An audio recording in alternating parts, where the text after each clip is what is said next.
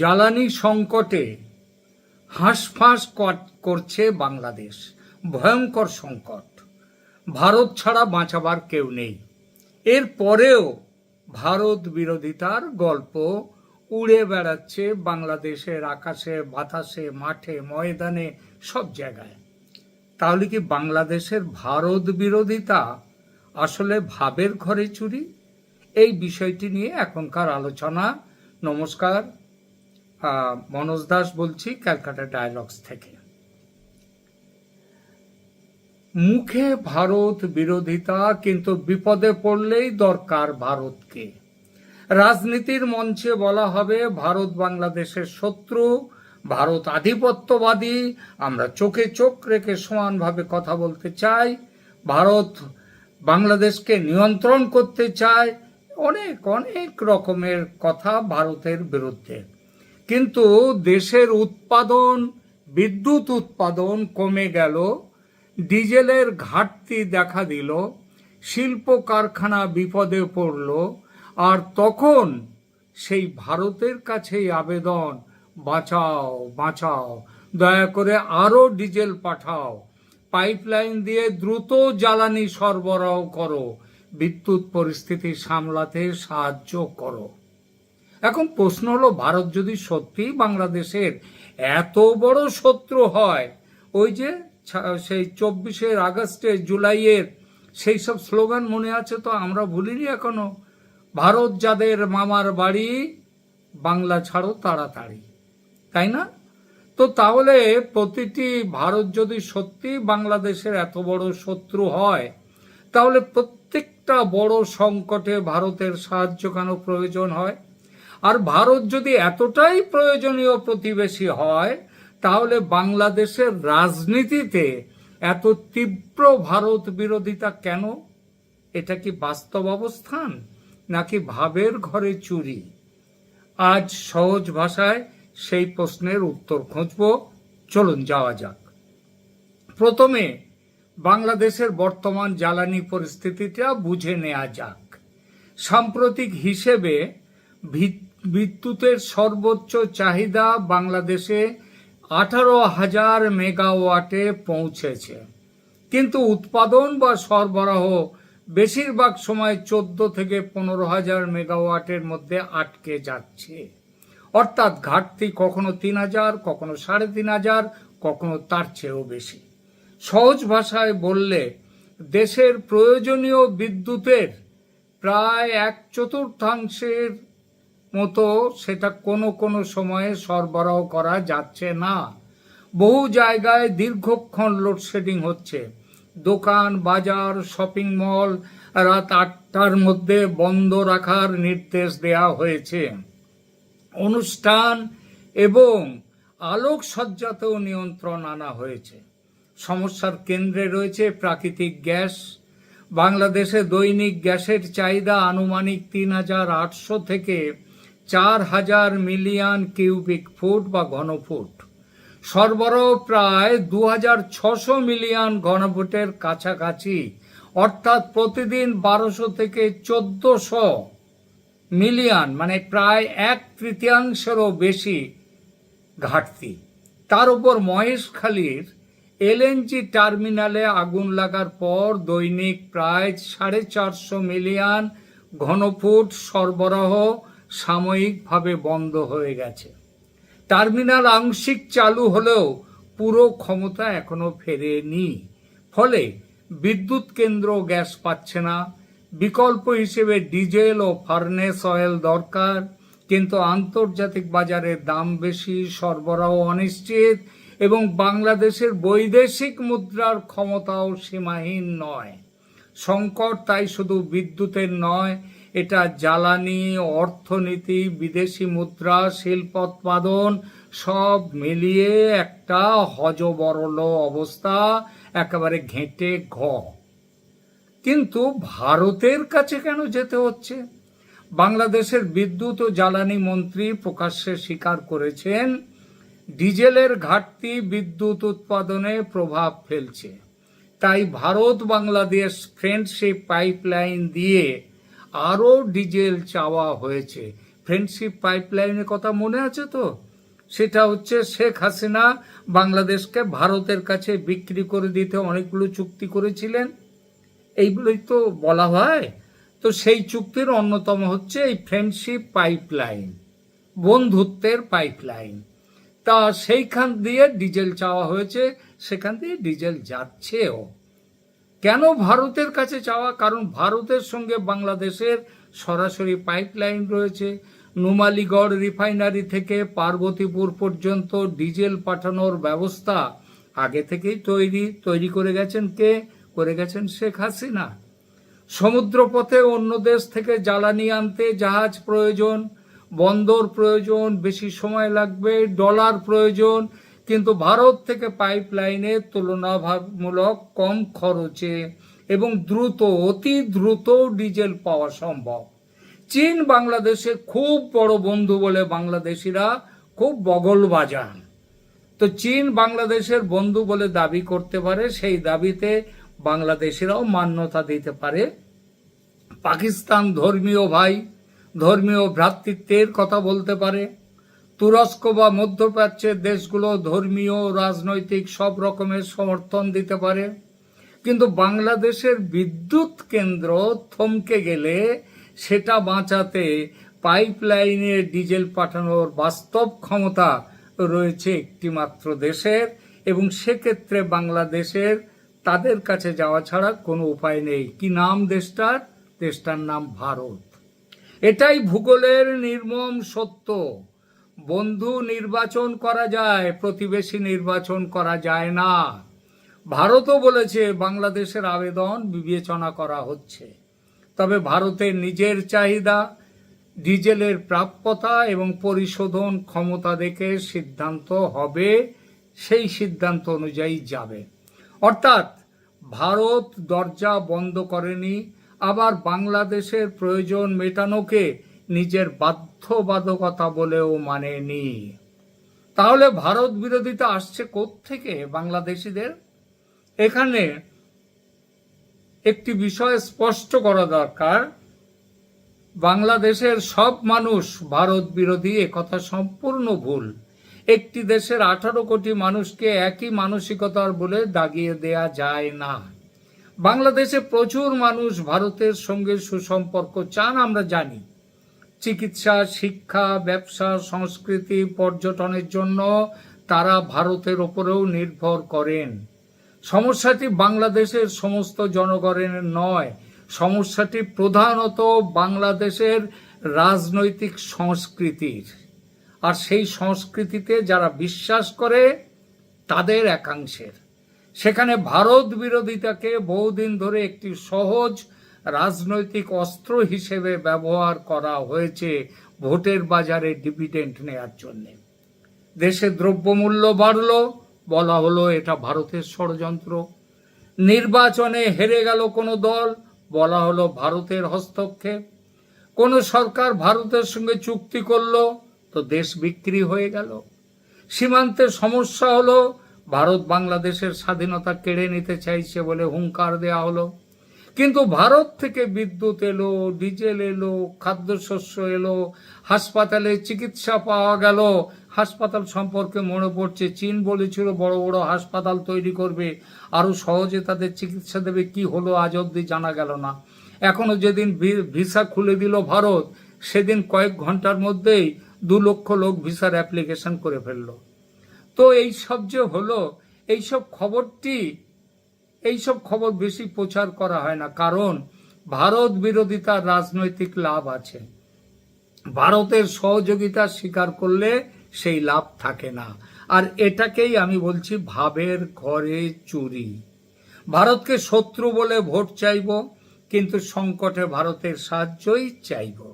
ভারতীয় পণ্য বয়কটের ডাক দেব, কিন্তু সকাল থেকে ঘুম থেকে ওঠার থেকে রাত্রে শুতে যাওয়া পর্যন্ত ভারত ছাড়া উপায় নেই, ভারত ছাড়া পথ নেই। ভারত থেকে তুলা, সুতো, যন্ত্রাংশ, খাদ্য, বিদ্যুৎ, জ্বালানি আমদানি বন্ধ করব না। ভারতীয় সংস্কৃতির বিরুদ্ধে বক্তৃতা দিয়ে যাব, অথচ ভারতীয় সিনেমা, গান, টেলিভিশন, চিকিৎসা এবং শিক্ষার আকর্ষণ কোনোটাই এড়াতে পারবো না। এই দ্বিচারিতা বাংলাদেশের ভারত বিরোধী রাজনীতির মূল দুর্বলতা। ভারত বিরোধিতা যে জনপ্রিয় হয় কেন, এর কয়েকটা ঐতিহাসিক ও রাজনৈতিক এবং ধর্মীয় কারণও রয়েছে। প্রথমত, ছোট রাষ্ট্রের পাশে বড় রাষ্ট্র থাকলে সন্দেহ তৈরি হয়। বাংলাদেশ মনে করে ভারতের আয়তন, অর্থনীতি এবং সামরিক শক্তি এত বেশি যে দুই দেশের সম্পর্ক কখনো পুরোপুরি সমান হতে পারে না। আরে সমান তো দূরের কথা, কাছাকাছিও হতে পারে না। দ্বিতীয়ত, তিস্তার জল বন্টন, সীমান্তে মৃত্যু আর এই অনুপ্রবেশ, লোক ঢুকিয়ে দেয়া, ভারতে যাও, ওখানে তো কাজ নেই। ফলে বাণিজ্য ঘাটতি এবং ভিসা এসব নিয়ে বাংলাদেশের প্রচুর অভিযোগ তারা করেই যাচ্ছে। আমরা সব কিছুকে অস্বীকার করি না, কারণ ভারতের নিজস্ব চাহিদাও থাকতে পারে, আছেও। ভারত বাংলাদেশ বন্ধুত্ব মানে বাংলাদেশের প্রত্যেকটা অভিযোগ মিথ্যে এমন নয়, কিন্তু বন্ধু দেশের মধ্যেও স্বার্থের সংঘাত থাকে। ভারত আমেরিকার সঙ্গে, ভারত রাশিয়ার সঙ্গে কোনো সংঘাত নেই? অবশ্যই আছে, থাকতেই হবে। প্রত্যেকটা দেশের নিজস্ব তাদের বাস্তবতা থাকে, কিন্তু বাস্তব অভিযোগ আর পরিকল্পিত ভারত বিদ্বেষ এই দুটো এক জিনিস নয়। তিস্তা নিয়ে আপত্তি জানানো বৈধ, কিন্তু বাংলাদেশের প্রতিটি সমস্যার পেছনে ভারতকে খুঁজে পাওয়া যুক্তিহীন। সীমান্তে কোনো নিরীহ মানুষের মৃত্যু হলে প্রতিবাদ হওয়া উচিত, কিন্তু এই প্রশ্নটা আসতে পারে, শুধু বাংলাদেশিরা মরে কেন সীমান্তে? কেন ভারতীয়রা মরে না? তার কারণ ভারতীয়রা ওই আসিফ নজরুলের মতো লোক, 26 লক্ষ ভারতীয় বাংলাদেশে আছে বলে যত হইচই করুক, বাংলাদেশে ভারতের লোক বাংলাদেশে যায় না, বাংলাদেশ থেকেই ভারতে অনুপ্রবেশ ঘটে। আর তার জন্য সীমান্তে কোনো নিরীহ মানুষের মৃত্যু হলে প্রতিবাদ হওয়া উচিত, কিন্তু চোরাচালানির মৃত্যু হলে, অবৈধ অনুপ্রবেশকারীর মৃত্যু হলে, সীমান্ত রক্ষীদের ওপর আক্রমণের তথ্য গোপন করা হলে একতরফা গল্প তৈরি করা কোনো সৎ সাংবাদিকতা নয়। তৃতীয়ত, বাংলাদেশের রাজনীতিতে ভারতকে আওয়ামী লীগের অভিভাবক হিসেবে দেখানো হয়, ফলে আওয়ামী লীগ বিরোধিতা অনেক সময় ভারত বিরোধিতায় পরিণত হয়েছে। এরপরে আসি ধর্মীয় কারণে। পাকিস্তানপন্থী এবং কিছু ধর্মীয় সংগঠন ভারতকে শুধু প্রতিবেশী রাষ্ট্র হিসেবে দেখে না, তারা ভারতকে হিন্দু রাষ্ট্র হিসেবে দেখিয়ে ধর্মীয় আবেগ সৃষ্টি করে। আর এর মধ্যে আছে আবার আন্তর্জাতিক টানাপোড়েন। চীন চাইবে বাংলাদেশ ভারতের প্রভাব বলয় থেকে দূরে থাকুক, তাই বাংলাদেশে ভারত বিরোধী রাজনৈতিক পরিবেশ তৈরি হলে তার কৌশলগত সুবিধা হয় বেজিংয়ের।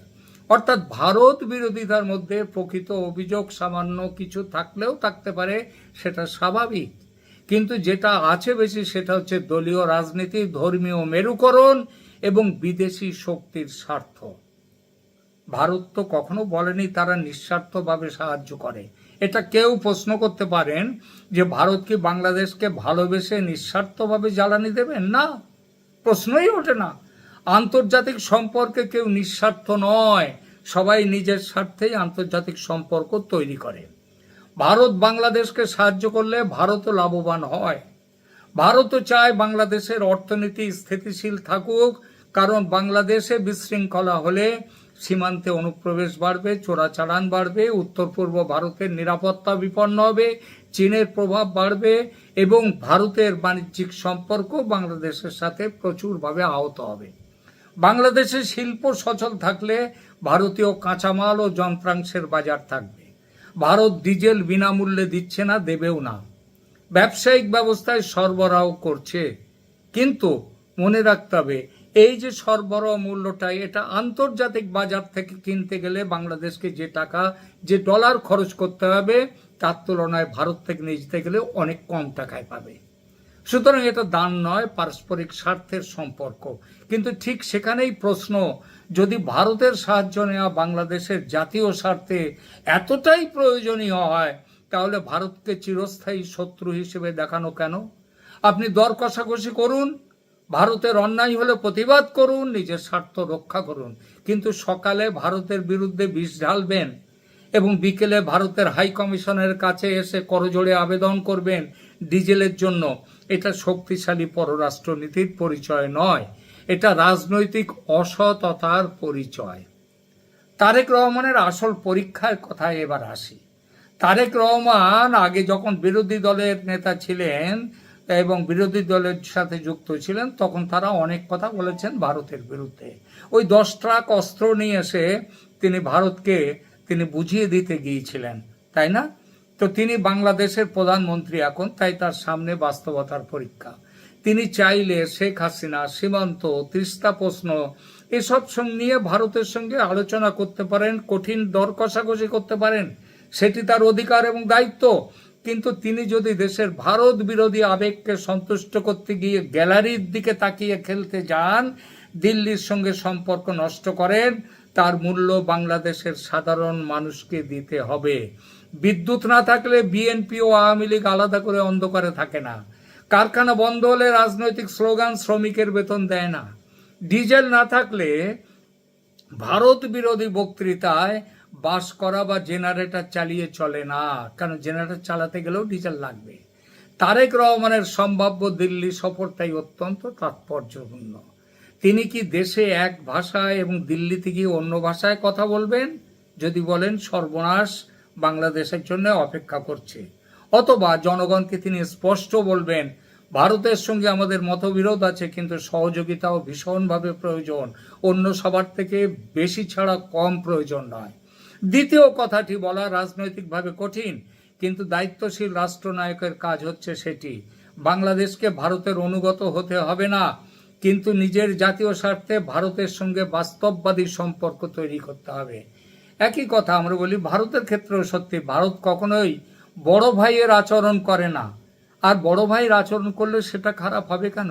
বড় ভাই যদি ছোট ভাইকে ভালোবাসে, আমরা যেমন দারা বড় ভাই আর ছোট ভাই আওরঙ্গজেবকে দেখে এসছি, তেমনি আমরা তো এটাও দেখেছি যে রাম তিনি বড় ভাই, তিনি লক্ষ্মণ, ভরত, তাদের সঙ্গে কি সম্পর্ক তিনি তৈরি করেছিলেন, কি সম্পর্ক ছিল। ভারত কিন্তু ওই রামের বড় ভাইয়ের সেই কথার দিকেই চলতে চায়। দিল্লির উচিত বাংলাদেশের সঙ্গে বড় ভাইয়ের আচরণ করবে, সেই রকম বড় ভাইয়ের আচরণ যে বড় ভাই তার ছোট ভাইকে ভালোবাসে, তাকে কাছে নিয়ে তার সুরক্ষার দিকেও নজর দেয়। বন্ধুরা, বাংলাদেশের বর্তমান জ্বালানি সংকট একটি কঠিন সত্য সামনে এনে দিয়েছে। সেটা হলো, ভারতকে গালি দিয়ে বাংলাদেশের রাজনৈতিক মঞ্চ গরম করা যায়, কিন্তু বিদ্যুৎ কেন্দ্র চালানো যায় না। চীনের সঙ্গে ছবি তুলে বিনিয়োগের প্রতিশ্রুতি পাওয়া যায়, কিন্তু সংকটের রাতে সেই ছবি থেকে ডিজেল বেরোয় আসে না। পাকিস্তানের সঙ্গে ধর্মীয় আবেগের সম্পর্ক তৈরি করা যায়, কিন্তু পাকিস্তান থেকে পাইপলাইন টেনে পার্বতীপুরে জ্বালানি পৌঁছানো যায় না। বাংলাদেশের সবচেয়ে বড় সুবিধা এবং একই সঙ্গে সবচেয়ে বড় অস্বস্তি হলো তার পাশে ভারত রয়েছে। ভারতের বিশাল বাজার, রেলপথ, বিদ্যুৎ, চিকিৎসা, খাদ্য, জ্বালানি বাংলাদেশের জন্য অনেক বড় সুযোগ। আর সেই সুযোগ গ্রহণ করে ভারতকে চিরস্থায়ী শত্রু হিসেবে যদি দেখানো হয়, সেগুলোই হচ্ছে ভাবের ঘরে চুরি। বাংলাদেশকে সেখান থেকে বেরিয়ে আসতে হবে। ভারতের সমালোচনা অবশ্যই করতে হবে, ভারত ভুল করলে তার প্রতিবাদও হবে, কিংবা ভারত যদি তার স্বার্থ বিরোধী, বাংলাদেশের স্বার্থ বিরোধী কাজ করে, বাংলাদেশ সেটা নিয়েও প্রতিবাদ করবে। কিন্তু সমালোচনা আর বিদ্বেষ এক নয়, জাতীয় স্বার্থ আর রাজনৈতিক ভণ্ডামি এক নয়।